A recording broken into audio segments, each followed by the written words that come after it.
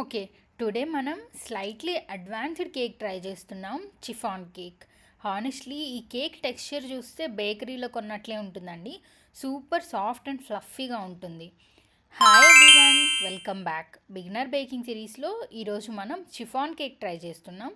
నేను కూడా first time ఈ ప్రాపర్ చిఫాన్ కేక్ చేస్తున్నాను. సో లెట్స్ సీ ఎలా వస్తుందో.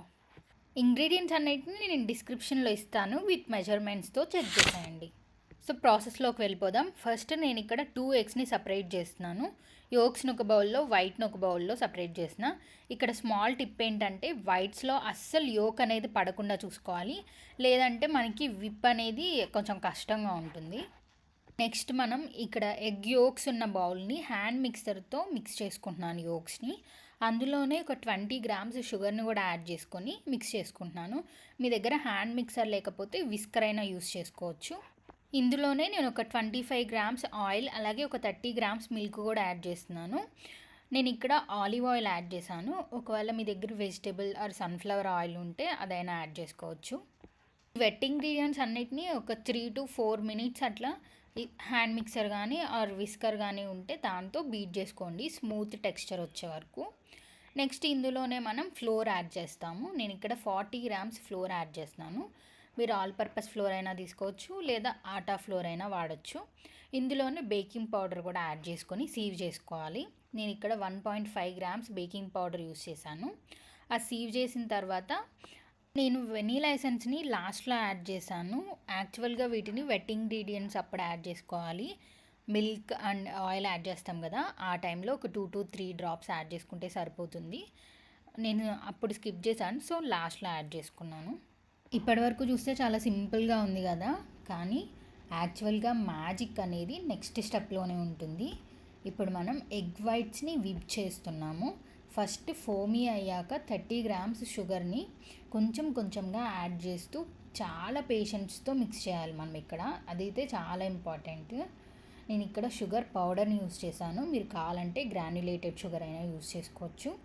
అండ్ హానెస్ట్లీ విప్ చేస్తుంటే టెక్స్చర్ మారడం చూడడానికి చాలా సాటిస్ఫైయింగ్గా ఉంటుంది.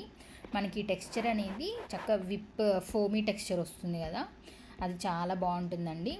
నెక్స్ట్ మనం వైట్స్ని బ్యాటర్లోకి కొంచెం కొంచెంగా యాడ్ చేస్తూ మిక్స్ చేయాలి. ఇక్కడ అగ్రెసివ్గా మిక్స్ చేయకూడదండి. విస్కర్ కానీ హ్యాండ్ మిక్సర్ని కానీ యూస్ చేయకుండా స్పాచులా యూస్ చేసి జెంటిల్గా ఫోల్డ్ చేయాలి. ఎందుకంటే మన కేక్ అనేది సాఫ్ట్నెస్ మొత్తం ఈ ఎయిర్ మీద మాత్రమే డిపెండ్ అయి ఉంటుంది.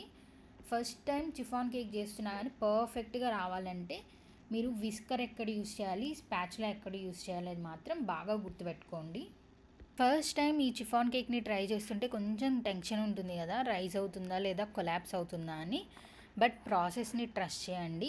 నేను ఇప్పుడు ప్యాన్స్లోకి బ్యాటర్ని షిఫ్ట్ చేస్తున్నాను. నేను ఇక్కడ 60% వరకు ఒక ప్యాన్లో ఫిల్ చేసి నెక్స్ట్ కొంచెం బ్యాటర్ ఎక్స్ట్రా ఉంటే నేను వేరే ప్యాన్లో యాడ్ చేసుకున్నాను. నేను ఇక్కడ 4 ఇంచ్ ప్యాన్స్ని 2 తీసుకున్నాను.